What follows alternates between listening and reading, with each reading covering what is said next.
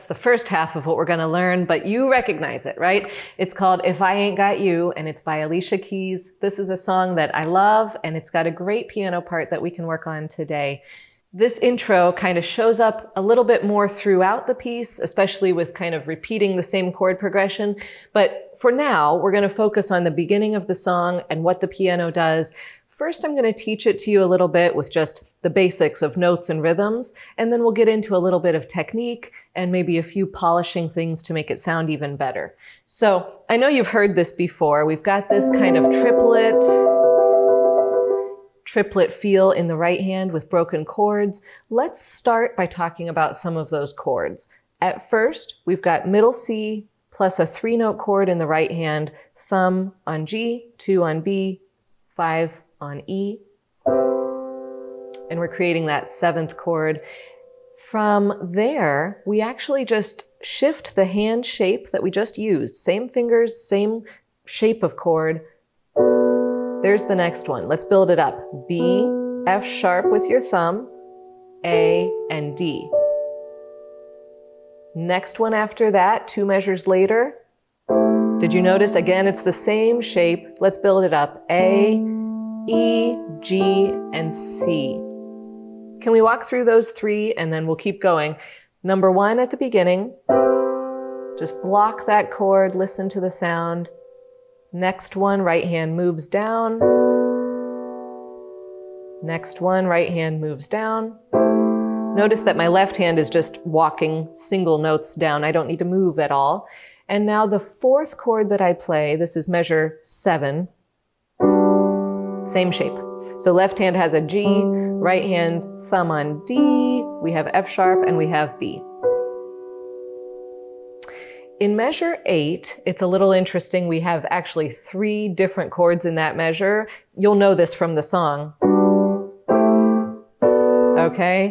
And we get back home to where we started. So again, measure 8, there's that G7 chord, and I'm actually walking back through the ones that I've seen earlier in the music. So to explain what I just said, we started out and we were stepping down with each new chord, and when we get to measure 8, we walk back up through the same chords. 1, 2, 3, and we're back home. Measure 9, we start the whole thing again. We've got the same C7 chord, we step down to B. There's one surprise coming up.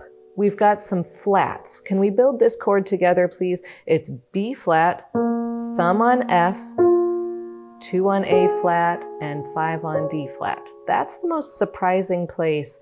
I'll kind of walk you through that when we actually put this all together. But build it up just so you can find out B flat, F, A flat, D flat. And then kind of back to where we want to be with A7 and G7. I would start by blocking the chords. That does a couple things. It actually helps me to set my hand position in a good, strong way with the right fingers. It helps me to use my ear and listen to the sound of the chord and sort of how they all work together, rather than hearing individual notes. Hearing the entire chord gives me that bigger picture, kind of a more zoomed out approach, which is great. Now, when I take those chords and add rhythm, we've got 3 triplet groups in each measure. 3 beats per measure. Each beat is a triplet. Sounds like this. 1, 2, 3, 1, 2, 3.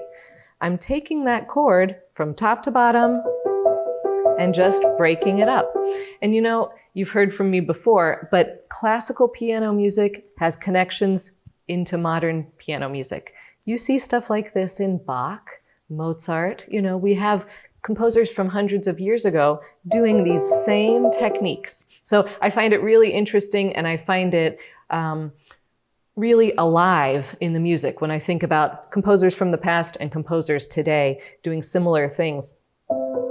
When I take this, then it really starts to sound like the Alicia Keys song. So that's exciting.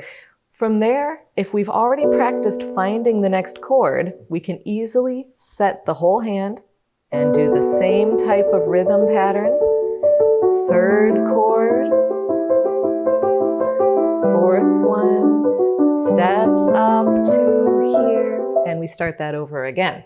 Okay, so each chord is covering a total of 6 beats. Did you get that? It's 2 full measures of those triplet patterns. 1, 2, 3, 1, 2, 3, and then move.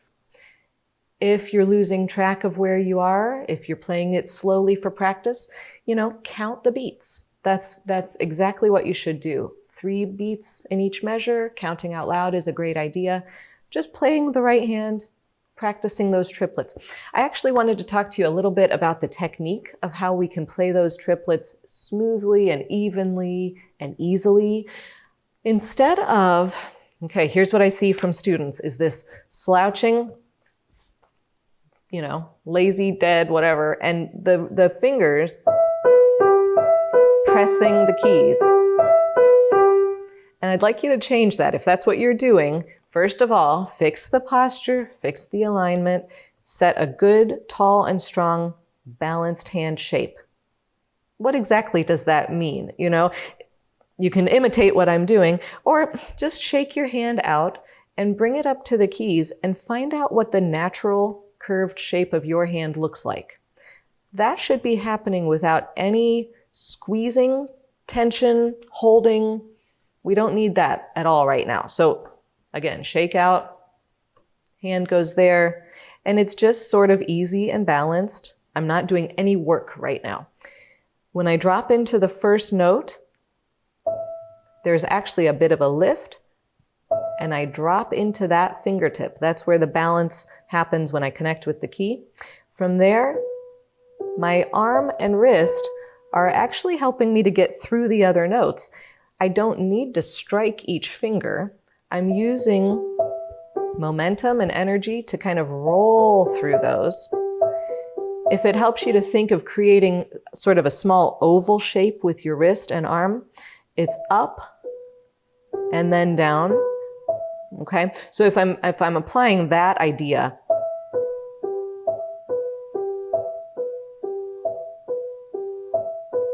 I'm moving my arm and wrist aligned behind whichever note I'm playing, and it creates this circular looping motion. That's so useful because it gives me momentum to get through the notes without having to create new energy on every single note. I'm sort of recycling the same energy. So drop in and you just keep that going. That would be a great thing for you to practice. And like I said, it applies here, but it actually applies through a lot of classical music. So we've got that, and we move. Can you do that smoothly? Can you move to each chord without pausing? That might be something to practice. You might first want to find blocked, and then you might practice broken. Okay, so we found the notes, we found the rhythm, we found the technique. Now, how do we make this sound good, right? So there's always that next step of practicing and listening and refining what you're doing. I would recommend pedaling this. That's my next topic. With each chord, press the damper pedal with your right foot and change the pedal. Change, change, change, change. That's a tough one where you have 3 different chords. So when we pedal this, we need to make sure that there's a pedal change with each chord change. That could actually be going back to blocked chords. Pedal that. Move your hands when the pedal is still down. And when you play the next chord, that's the up and down with your foot. Here's the next one. Up, down, and the next one. That timing is kind of important. Hold the pedal down until you get to the next chord. Back to broken chords.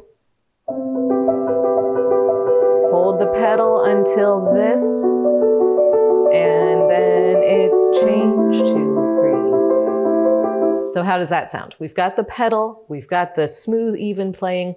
There's one last thing that I'd like to throw at you. If you're feeling confident about playing that, you can apply, well, it's sort of 2 things.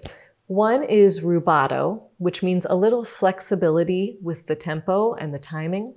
You're allowed to push and pull and play expressively. That means you might want to speed up or slow down or speed up. That's fine. That's beautiful. The other part that kind of goes alongside that is dynamics. You might want to get louder, get softer.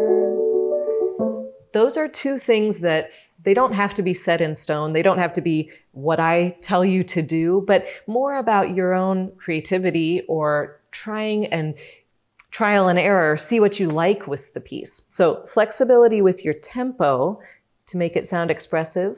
Try speeding up, try slowing down, see if that makes sense. If you're not sure, record yourself and then listen to it and say, oh, that sounds good, or maybe not. Dynamics, same thing. Try adding a crescendo to get louder, decrescendo to get softer. Use your ear for that. Use your musical instincts. Or listen to Alicia Keys play it, that would even be a great idea.